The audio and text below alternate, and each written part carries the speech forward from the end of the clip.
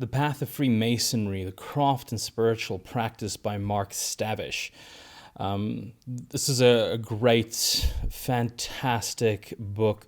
In fact, I recommend it both for somebody just curious about the subject of Masonry, that's just trying to understand a lot of its history, the origin roots of some of the rituals, what are the practices, some of the philosophies, as well as actually a newly made Master Mason, or even somebody in the earlier degrees.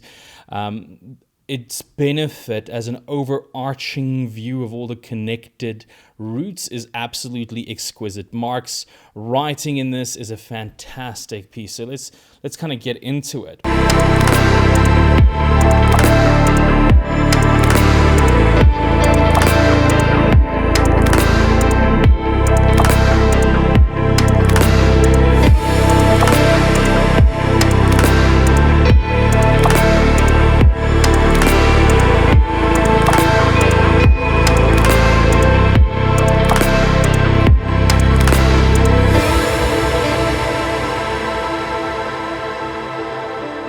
So a great quality piece. We have a nice foreword as well by Duquette, which is really nice, kind of sharing a little bit of personal stories as well inside of the piece.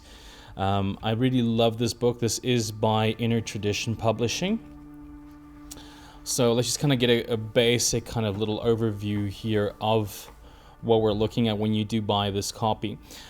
Deeper into the wonderful mysteries. This is just pretty much our forward kind of stage. A nice forward from Lon Milo Duquette. A nice overview on how to use the book. It is recommended, in my opinion, just kind of like read through it sequence by sequence. But what is the secret of Freemasonry is the intro. What is Freemasonry? The Temple of Solomon and the Legend of Hiram Abif. Masonic initiation and the Blue Lodge. The worldview of the Renaissance. Sacred geometry, Gothic cathedrals, and the Hermetic art of stone. Chapter 6, The Lost World and the Masonic Quest. The Scottish Rite, and the rise of Esoteric Freemasonry. Occult Masonry and the 18th century. The York Rite and the survival of the Knights Templar. Freemasonry and the European occult revival. Modern Masonry, and just afterward and some useful appendixes. Especially useful was a kind of discussion around the tracing boards used in Masonry, where they came from, where those terms came from. Excerpts from Morals and Dogma, just an absolute classic for any Mason. Pike's work in that, just fantastic, fundamental in terms of things. This is a great historical piece, and also like explores a lot of the occult connected subjects, which I think people will very much enjoy, especially if you're a magician or an occultist trying to explore Freemasonry, or just kind of like get into it a little bit deeper. So again, like deeper, so we can just kind of go past this a little bit here. But I mean that initial kind of journey of like the process. In 1717, several lodges met and formed the Grand Lodge of England. This journey through the development of Masonry, how other kind of paths or practices evolved it. I enjoyed Lon's personal stories on his experiences, and just kind of like how some, even when they were an informal lodge, not recognized as yet, exploring certain ideas, how that kind of came about. And it's very nice seeing these views shared by other people that aren't just purely recognized only as Masons, but also as esotericists. And one of the things that's nice is Mark also points out, some of that difference that, in Masonry, it's not necessarily an esoteric or even a magical or occult kind of subject. In fact, there's quite a divide between those that do see it in that way versus, those that purely look at it from a fraternal point of view and more of a social and a community-driven aspect, and the merit and the value of both.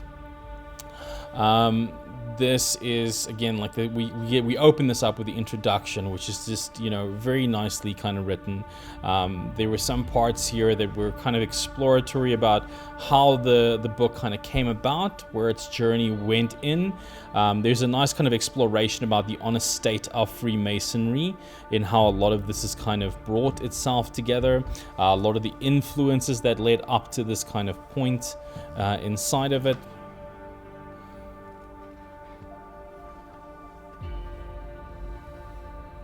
and just overall a nice kind of put together. One of the things that I really liked about this book is the practical aspect of it, both for Masons and for others.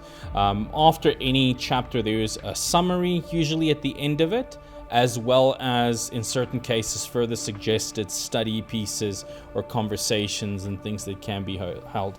And he writes it in a very nice way, so it's viewable for both a Mason, a magician, as well as a completely non-Mason, as we can see here, guiding it into it. Again, Mark is Director of Studies at the Institute for Hermetic Science Studies, and there is a way to kind of connect with him throughout that process. Which is, again, a very recognized teacher and author, which I think helps bring a lot of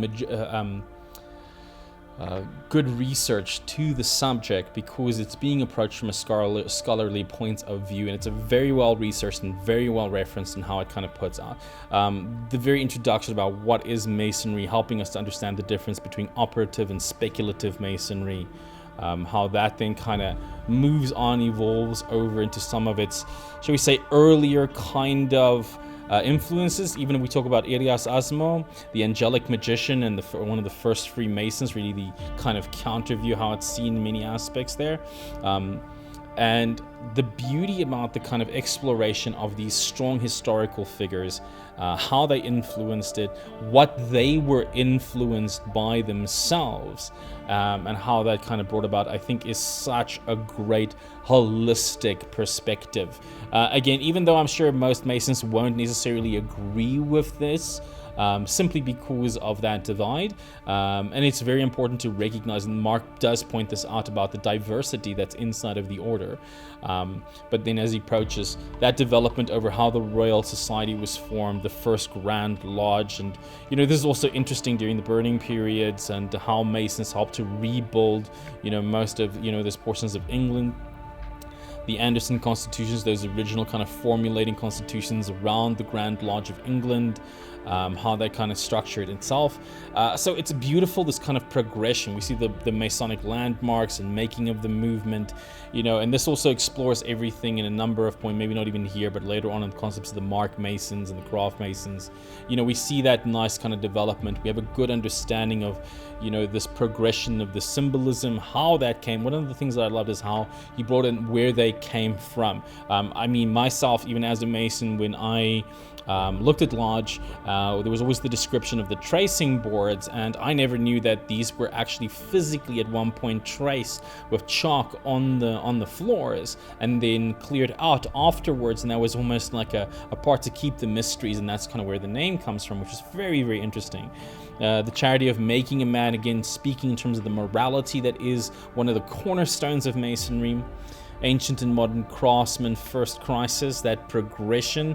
And this also kind of explores like where the move kind of goes in from the pure stone mason to the, shall we say, the practicing mason or the craft mason, moving itself. Masonry as a metaphor for self-development. This is very much a deep kind of stone edged in masonry. A lot of the rituals, specifically through the initiatory structure, being ones of morality.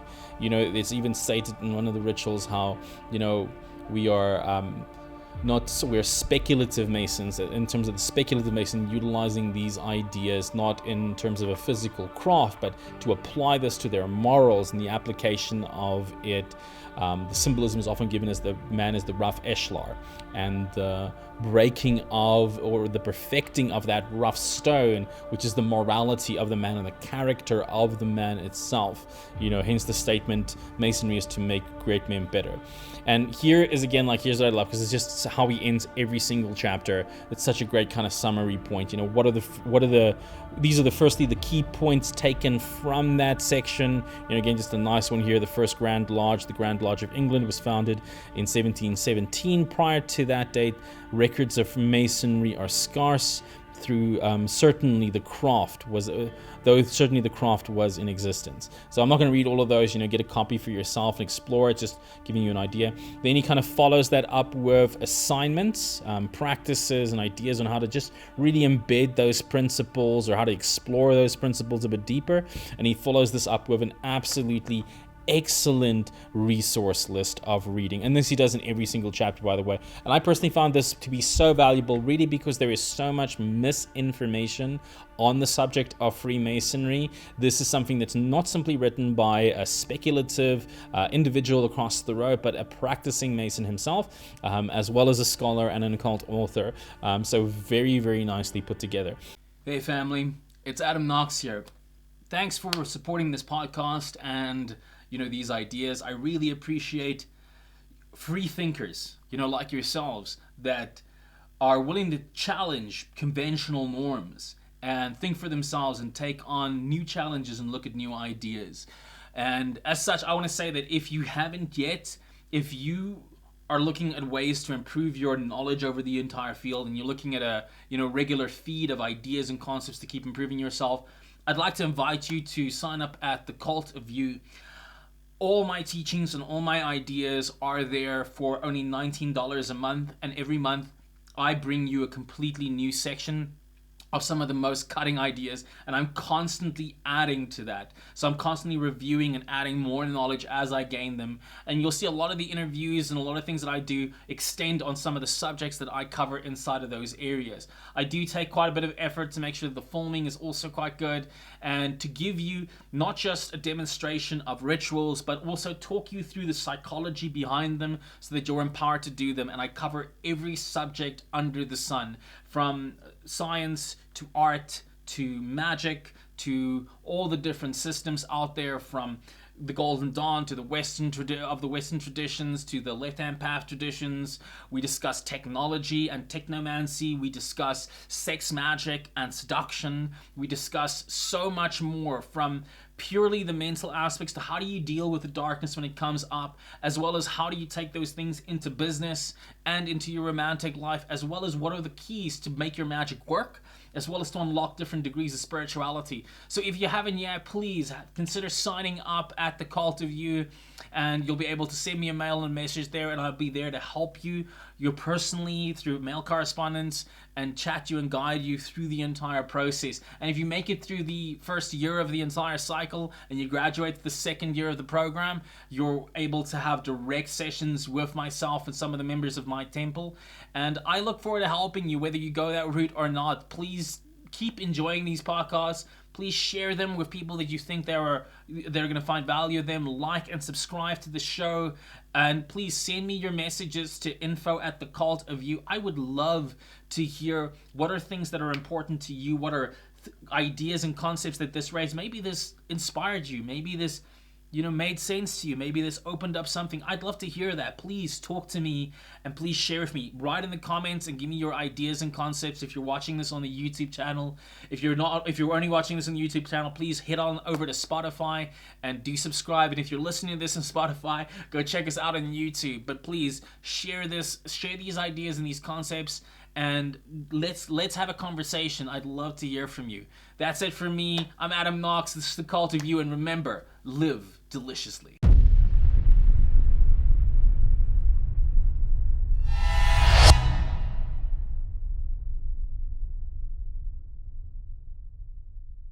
Then we move into the Temple of Solomon and the legend of Hiram, Abif. This is the fundamental narrative in the Masonic structure, and it also explores both the history as well as the exploration of it. The Temple of Solomon, how this is, put together. One of the things that I really love here is he also kind of explores and dives in, not just in the structure from a purely Masonic point of view, but also from a magical point of view in terms of, Solomon, the connected practices that kind of tie towards that, the Ark of the Covenant and what it meant, and its kind of exploration there, how this symbolism translated over into the Masonic lodges and practices, and the myth that it came into today. We see the symbol here, for example, Jachin and Boaz, which is the fundamental principles of the first two rituals of initiation for entered apprentice and fellow craft, and also these pillars and symbolism. In many Masonic lodges, we explore that. You explore Solomon as a magician, looking at that part of the history, looking at the relationship with Hermes Trismegistus, Thoth, that kind of journey, moving straight into how that connects to the Picatrix, the kind of journey of that influence of the magic magical mindsets and the mystical mindset, dating as far back as the Renaissance, and its influences upon this. And he's what I loved is that very kind of thing, because this is a subject that most books on the subject will either misinterpret or kind of just shun aside. The Calvical Salamos, as many of us know in its practice, as the key of Solomon and its influences. And this is nice because it explores a very kind of deeper paradigm to it. He looks clearly as a scholarly man exploring the occult grimoires that connect to this, and that general mindset, that frame that was really present at the time, and how that developed over the periods going forward. Shekhinah, the goddess of the temple, again very fundamental. As many of you know, Shekhinah is also attributed to the concept of the Holy Spirit, and in fact it's where we get the concept itself from, and how this kind of relates to the cults and periods of the time. The evolution of Jewish and Christian thinking and its effects there. Solomon and the divine feminine, just that deep kind of relationship to that aspect, very useful. Hiram Abif and the unique mythology of Freemasonry, exquisite piece. Hiram, King of Tyr. Here's a very great thing, because many people are not even aware of the differences, of who Hiram was, the builder as well as the king, and how Hiram was actually, there was a king, Hiram, who shared his builder, who was brought to kind of help build the temple, and how that myth is there. I really understand the historical relationship behind that. Again, then here we have it again, the nice key points, the clear assignment of chapters or assignments related to the chapter, and then supporting or suggested reading to really kind of go deeper inside of that subject. So this is, again, like if you are a Mason, this is such a nice follow through it. If you're an occultist, it's also such a nice kind of journey into practice. Then 3, the Masonic initiations and the Blue Lodge. So this is fundamental. I mean, many times in Masonry, we always speak about that the first 3 degrees is really pretty much the summary of Masonry, right? It's entered apprentice, fellow craft, and master mason. And then all the side degrees, and where everyone hears these other degrees, they're really just deeper explorations in many ways of those main degrees. So it's the Blue Lodge is very much one of the most important kind of aspects. Is that, and here's one of the greatest things, like this journey, this breakdown that he has here was so fantastic, because he speaks so much of the symbolisms that the young Mason will find there, and where that comes. And I've personally walked into many lodges myself, and practices where practitioners or modern Masons don't even know themselves the roots of these traditions, which is so great. Speaks about that first initiation, the purpose of the isolation, the individuality, the beginning of the Masonic awakening, how that is symbolic in terms of how the temple is laid out, absolutely exquisite work, all the way into, the trestle board, which is again where upon those Masonic symbols, or was, now modernly called the tracing boards here, talks about where that came from. Very deep and interesting history, as he kind of dives into that. Symbolic Masonry, the Starry Vault of Heaven, the entered apprentice. Here we go into the actual grade, the actual initiation degrees. Again, he covers even the symbolism inside of that. You can see the actual, tool, the 24-inch gauge, the common gavel, which are things that are spoken of and how they're symbolically given inside of the ritual and their meaning. The apron that the Mason wears and the symbolism, the actual tracing board itself, and some of its symbolism and meaning. So just an exquisite piece of work. Moving on to the fellow craft, which is the second degree initiation.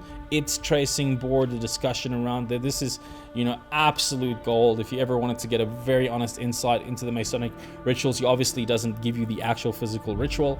And also, there's no point in that, because that is slightly different in different constitutions, as there are so many constitutions inside of Masonry, which again, is just worth the exploration. So it wouldn't even make a point to kind of write them down verbatim, because it will just add to the confusion. But he does outline all the common stages between each of them, as well as the symbolism of these things. What do they mean? The final entered apprentice. This is the journey of the death of Hiram Abif. And the symbolism that moves in through. And this is, again, giving you a nice perspective of the Masonic world, what it means, the utilization of the pentagram itself and its symbolism. And this, again, so key point. And again, this is where that divide comes in, where some Masons don't see that occult view and others do see clearly. I myself, in my early stages, gave a lecture on the pentagram and the pentagrammaton, and some were slightly uncomfortable because of that view, even, experienced Masons. So they're, the thing to recognize is it's not a universal, not everyone agrees with those things because most of them don't know their history. And this is such a great piece about that history, where that comes from, what's its influences, even the influences of, Henry Cornelius Agrippa, and how that influenced many of the Masonic thinkers in terms of that. Very good. And again, key points, assignment, tree, very great piece. Then moving on to the worldview of the Renaissance years, such a great thing, because he really paints the perspective during that period in time and how that influenced these thinkers. How did Rosicrucianism come into play? How was the influence of the magical paradigms inside of that period, and how it connected, the worldview of natural magic and how that was perceived, the concept of the differentiation between angelic magic. And this is, again, one of those very great ideas, because it explores, the influences of the grimoires, of the Jinn philosophies of the East, of John Dee and Edward Kelly, and how that influenced many of the key thinkers in the Masonic kind of traditions. And even though that practice of magic is not necessarily part of formal Masonry, understanding the roots of that really goes so much in helping understand the symbolism in a proper level. That journey, how we move through the Renaissance and its impact. And this is, again, it's such a great piece, such a good journey in terms of just history, where all of that kind of comes together.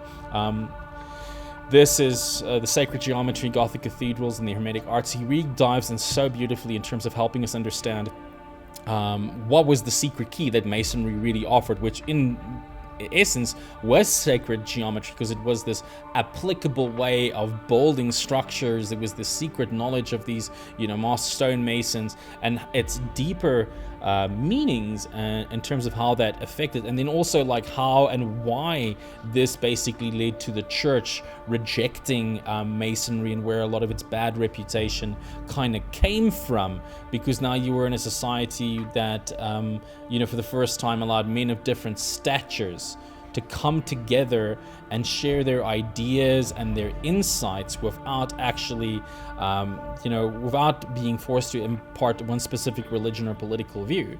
And this was a threat to the institutions.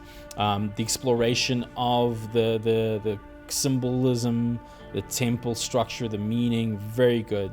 The 47 problems of Ulysses, the great symbols of Masonry. Again, a deep understanding in terms of that Masonry, sacred geometry, and in terms of really what it meant and where it kind of came from. He also explores a couple of nice things: the lost world and the Masonic quest. Such a great, again, section. The exploration, again, I love the opening part here. Architecture is frozen in music, understanding, just that higher thinking. Because consider this was a time period in life where this kind of knowledge of mathematics and geometry and music was for the upper class. It was a, exclusive thing. It wasn't available for the common man, and Masonry made this available to somebody regardless of caste. The magical writings written in the mercurial name. This is so great. This explores in Masonry the key of the secret name and its relationship to, the tetragrammaton and the four-lettered name, as he dives into this and explores that a bit more deeper, and its relationship to Jewish influences, upon it, and the concepts of magic and mysticism coming together. The influences of Rosicrucianism and how that had upon the order, its progression. Again, the Masonic word, which again is that tetragrammaton. Really, here we see kind of an emphasis in terms of Ethereum point of view, the Masonic quest, what that is, and again, how we see that influence, how many magical contexts were hidden and embedded inside of the Masonic systems. But, again, even today, I'd like to just kind of preface that many people will go into Masonry and find for different reasons. Some of them go in for the ritual, some of them go in for the scholarly work and the research work in the research societies. Others go in purely for the charity. Others go in purely for the brotherly relationship. There are also sister lodges. There are lodges for women. And he does explore that as well inside of the book. The creative power of the word, just a deeper exploration of the actual magical potency and scientific potency behind the utilization of this word and how it is effective. In fact, that's just an opening mystery. Again, as many occultists know, the deeper level of the Shema Mephras behind the tetragrammaton, and its potency and its power. But that is a deeper, interesting point. He then explores nicely in a nice journey, moving into the esoteric aspect of Masonry, starting with a deep exploration of the Scottish Rite and how it developed, looking very much at Albert Pike's work as well, in Morals and Dogma, how that looked at the influences. The Order ab Chaos, the motto of the Scottish Rite is Order ab Chaos, or order out of the chaos. One of these deeper kind of philosophies that he goes in nice and deeply, looking at the work of Albert Pike and how it worked in renewing it, exploring the stages of the different lodges and the degrees. This is again now going beyond the Commissionary, the Prince of the Royal Secrets, beyond the simple three stages of initiation, and that what the rest of the Masonic journey looks like, which is really great work.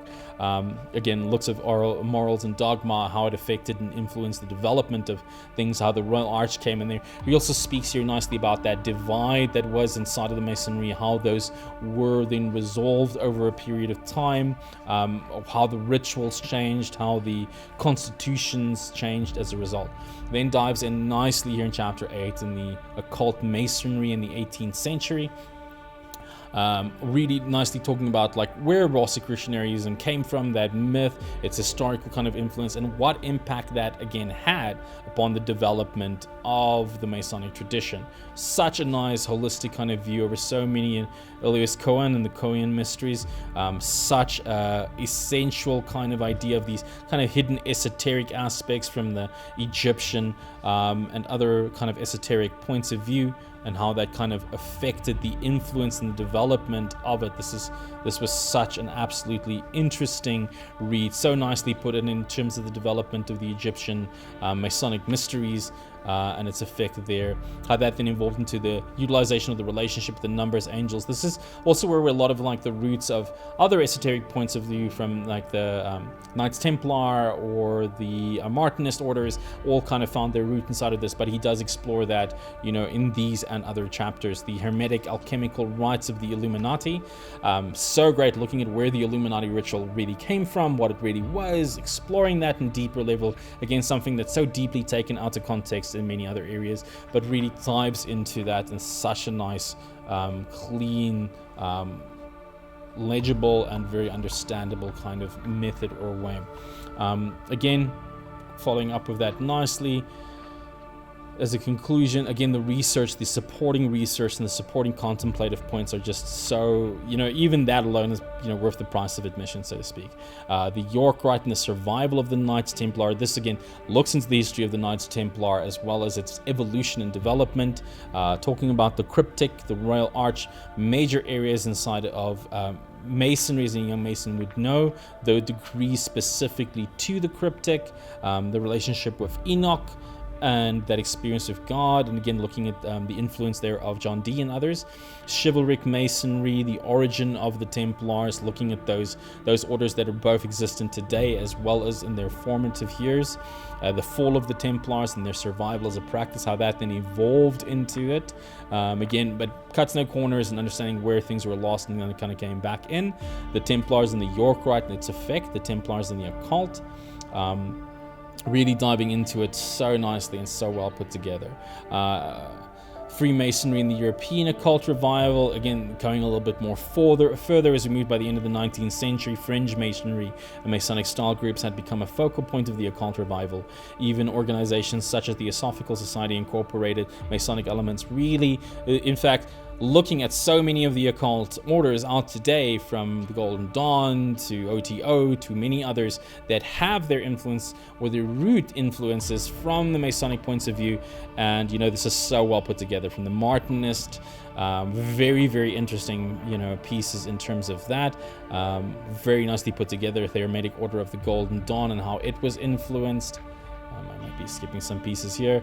The Knights Templars being renewed when the order was re-established under the Masonic kind of view. Yes, and then, you know, ending up with the modern masonry, really exploring that. I'm not gonna dive through that one. I'm gonna leave that to you to kind of discover in your own piece. Really worthwhile, but again, also closes up and skipping that part into the appendix where he explores the sacred geometry and some of its principles and ideas, you know, very much for the practitioner or the seeker. Again, exquisite book by Mark, The Path of Freemasonry. Do check it out. Highly recommended. I've always felt a little different, a little uneasy between regular folk, a bit of a dreamer, a lost cause, a little non-ordinary, some would say. I think I've always just been this way.